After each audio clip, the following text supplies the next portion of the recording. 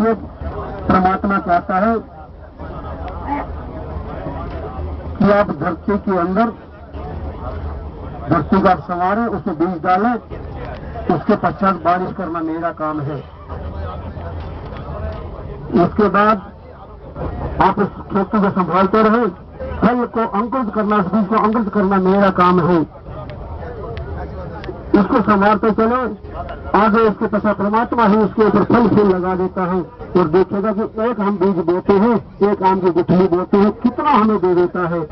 एक हम बाजरे का बीज जो बोते हैं तो उस बाजरे के पौधे में कितने दाने लगा देता है। ये परमपिता परमात्मा, इसकी खेलों को हम देख कर चले और हम करते भी क्या परमात्मा के लिए। उसने हमें कितना कुछ दे दिया। तो परमात्मा केवल द्रौपदी के लिए नहीं, हम सबके लिए भी करता है। और आज इस रावण के साथ भी जिसने इतने इतने सिर चला दिए, प्रभु श्री राम के सिर काटने के पश्चात भी उसे बढ़ते जा रहे हैं। देवता भी परेशान हो रहे हैं कि किस प्रकार से इसकी समाप्ति होगी। कितनी मानों के रावण ने वर्षा कर दी, श्री राम जी दिखाई देने बंद हो गए, अपनी माया भी छोड़ दी। हर तरफ से यही शोर आने लगा, कहाँ है लक्ष्मण, कहाँ है राम। देवताओं को चिंता होने लगी। संत प्रभु श्री राम ने, अरे जो माया पति है उसके साथ माया कहाँ चल सकती है। जब जो देखा प्रभु श्री राम ने कि देवता विचलित हो रहे हैं, घबरा रहे हैं, तब श्री राम ने तुरंत वो माया काटी। उन तीरों का जो उसने पूरे बादलों को, पूरे आकाश को ढक दिया था, वो माया काट दी। देवता प्रसन्न हुए। और उसके पश्चात आगे जब देखा रावण ने कि अब मेरा बस नहीं चल रहा, और विभीषण आज पहली बार, अब तक तो केवल वो राम जी की सेना में शामिल था और राम जी उससे केवल सलाह ले रहे थे, लेकिन आज विभीषण कोई श्री राम के साथ युद्ध के मैदान में है। तो कहीं तो ऐसा लिखा कि शायद हो सकता है, अनेक संतों के अलग अलग विचार कि हो सकता है कि मातृ के बाद इस रथ को विभीषण ने सारथी के रूप में संभाला हो और वो युद्ध के मैदान में हो। इसलिए जब रावण ने देखा कि विभीषण राम जी के साथ है आगे, तो शक्ति चलाई कि कहीं ये विभीषण ही तो मेरी मृत्यु का कारण नहीं बनने वाला, क्योंकि मेरे सब राज को जानता है। और वो बात हम जो प्रचलित है, हम घर का भेदी लंका ढाए, लेकिन ऐसा नहीं, क्योंकि विभीषण जब चला, रावण ने लात मारी, तो विभीषण क्या कर चला था कि मैं अब तेरे दर को छोड़कर जा रहा हूँ। बड़ा मनाने का प्रयास किया, विभीषण माना नहीं, तो उसको कह कर चला कि अब तेरी जो सभा है तो काल के वश है, क्योंकि जो परमात्मा की बात को नहीं समझता, तो संतों की बात को नहीं मानता, तो काल के वश हो जाता है। ऐसा कह कर आया था, पहले चिता कर आया था। आज विभीषण जब रावण ने देखा कि जो समक्ष विभीषण खड़ा है, तो उसके मन में आया, कल तो रावण ने जब विभीषण की लड़ाई हो रही थी, तो विभीषण के मन में आया एक बार, युद्ध करते करते राम जी ने मुस्कुरा कर विभीषण की ओर देखा, तो विभीषण को लगा कि शायद कुछ राज पूछना चाहते हैं कि ये मर नहीं रहा, इसे सिर करते करते फिर लग जाते हैं, कुछ राज पूछना चाहते हैं। लेकिन भातृ प्रेम, भाई का प्रेम जाग पड़ा, तो सोचा खोलूंगा भेद नहीं, इसमें ही आज भलाई है, कैसा भी है, भला है बुरा है, और आखिर मेरा भाई है। विभीषण के मन में आया। इधर विभीषण में जगह जब भाई का प्यार, उधर दशानन के उठा मन में एक विचार। जब इधर विभीषण के मन में तो इधर भाई का प्रेम आ रहा है कि मैं भेद नहीं खोलूंगा, बताऊंगा नहीं कि रावण कैसे मर सकता है, लेकिन इधर तो भाई प्रेम सोच रहा है। तीन संत होते हैं, सदा दूसरे का भला चाहते हैं, चाहे दुश्मन हो उसका भी भला चाहते हैं, लेकिन इधर तो विभीषण ये सोच रहा है। लेकिन उधर रावण के मन में क्या आया, पूरी 10 कंठ क्रुद्ध हुई, छाड़ी शक्ति प्रचंड, चले विभीषण सन्मुख मनन पाल कर दंड।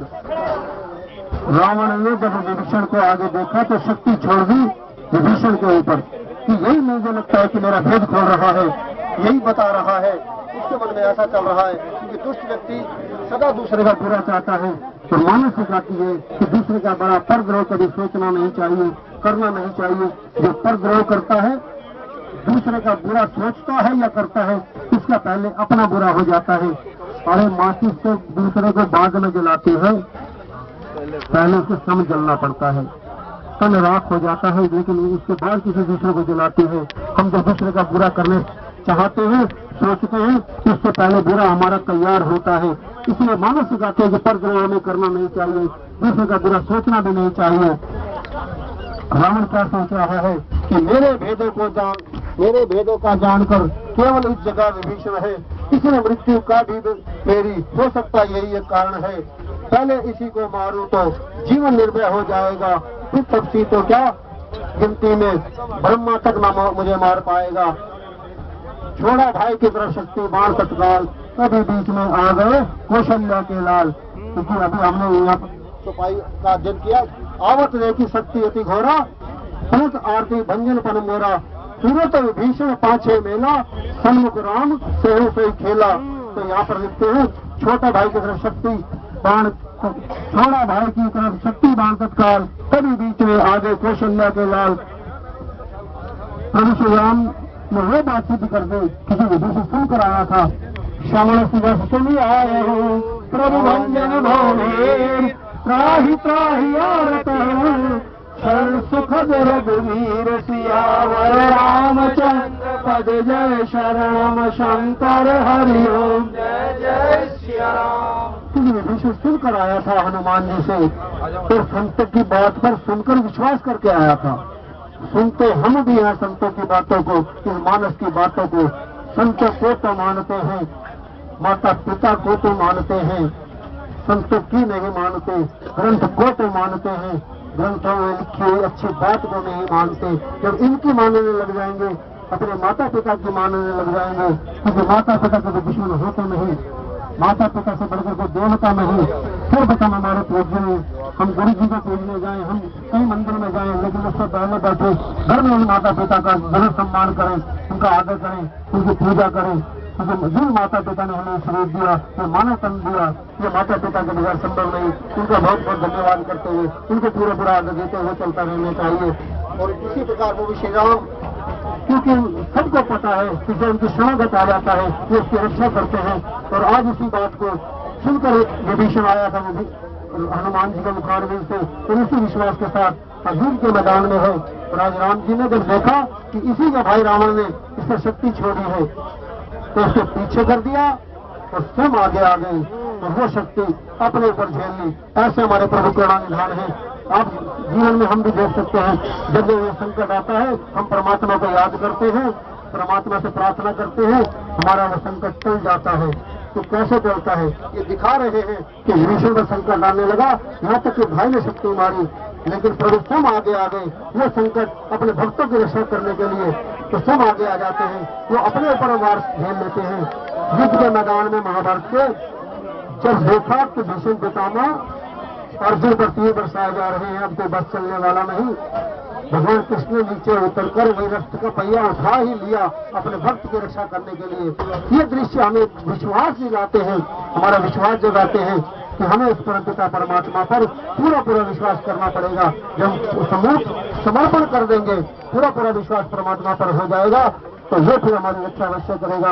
लेकिन अगर हम द्रौपदी की तरह पहले जिस प्रकार द्रौपदी ने अपने पतियों पर, फिर भीष्म पितामह पर थोड़ा उनकी बांधोड़ रखे कि ये मुझे बचा लेंगे, ये मुझे बचा लेंगे, इसी प्रकार यदि हम भी अपने परिवार पर, अपने मित्रों पर, अपनी शक्ति पर यदि हम विश्वास करते रहे, तो परमात्मा को विश्वास भूल गए।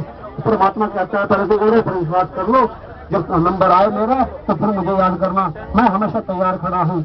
इसी प्रकार परमात्मा सबकी रक्षा करते हैं। इस विश्वास को हम जगाते चले कि जगह जगह परमात्मा वो करुणा निधान और कृपा निधान, क्योंकि वो पतित्व को पावन करने वाले हैं। यदि पतित्व ना होते उसके दरबार में, ये पतित्व उसके दरबार की शान है।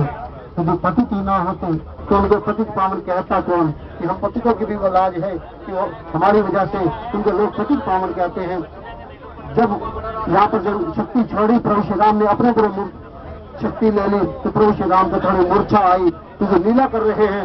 विप्र धेनु सूर्य शांति हित लीन मनुज अवतार, क्योंकि मनुज का अवतार लिया है, इसलिए मनुज की भांति लीला कर रहे हैं। शक्ति लगी है, मूर्छा आ गई, वहाँ पर देवता परेशान हो गए, क्योंकि कार्य तो देवता को करने चले हैं, इसलिए देवता परेशान हुए कि क्या दिक्कत हो गई। लेकिन तुरंत ही देखे विभीषण प्रभु शांत आयो, प्रभु कृत खेल सुरंग दिखलाई। तो यहाँ पर तुरंत प्रभु श्री राम ने थोड़ी देर मूर्छा आई, फिर वो उठ बैठे। और यहाँ पर जब विभीषण ने देखा कि रावण ने जो शक्ति मारी और राम जी को लग गई, राम जी मूर्छित हो गए, तो विभीषण को भी क्रोध आया कि मैं तो उसके भले की सोच रहा था, तो उसने मेरे प्रोग्राम पर ही हमला कर दिया। आज वही विभीषण जो आंख नहीं उठाता था रावण के आगे, लात खाकर आया था उसके दरबार से और बड़े भाई को पिता के समान